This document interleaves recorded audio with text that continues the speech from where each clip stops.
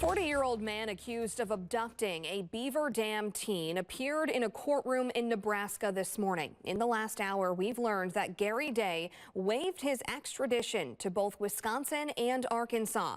Day and now 17-year-old Sophia Franklin were found last week after a months-long multi-state search that started in Wisconsin. Right now, Gary Day is being held in Omaha, Nebraska.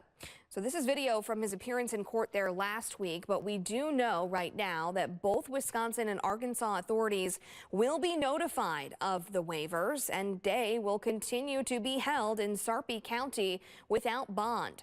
Day also pleaded not guilty to contributing to the delinquency of a minor and providing a false name to law enforcement. Both of those are misdemeanor charges. So to walk you through this case so far, Franklin went missing from her home in Beaver Dam on February 2nd. This led to an active Amber Alert in Wisconsin, Arkansas, and Missouri. The teen is pregnant with Day's unborn child. It wasn't until April 2nd that the pair were found at a rest stop near Omaha in Sarpy County, Nebraska, after they were hitchhiking from Idaho. April 2nd was also Franklin's 17th birthday. Now, Day is set to appear in court again in Nebraska on April 24th.